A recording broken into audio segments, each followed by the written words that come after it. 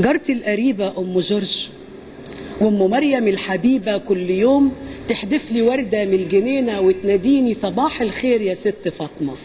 ابتسم ليها بشوق صباح النور يا جارة ذوق، تعالي نشرب القهوة سوا، ناخد وندي في الكلام أصل الكلام منك دوا. بحكي لها دايما ما جرى وعيد معاها الذكريات، من حنانها واللطافة تجري وياها الساعات. كل عام بتهني كل المسلمين من الجيران وتشتري فانوس كبير هدية للشارع كمان، وابو جورج يجي يعلقوا وينوروا ويا الشباب، وعيالنا يجروا يهللوا ويكبروا من كل باب.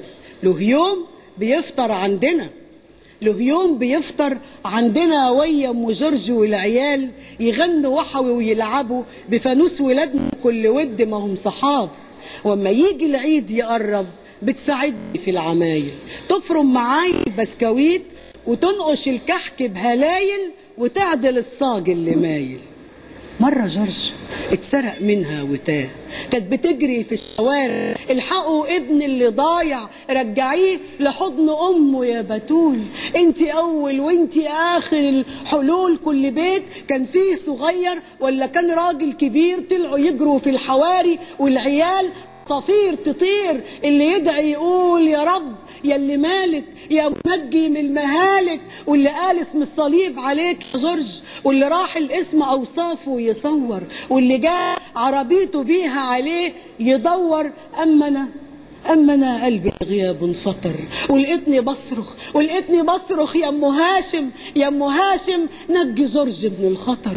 ندر عليا الندر يوفي من الكلام، لقيت له مني شمعتين وركعتين جوه المقام.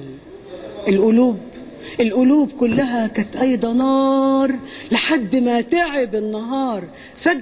فجأة بصينا لقينا جورج جاي يبتسم، كانت فرحته على لهفة امه وصبر ابوه بتتقسم، ايده في ايد شيخ المشايخ عم عبد الواحد، جريوا عليه وفي نفس واحد لقيته فين؟ قولي شيخنا لقيته فين؟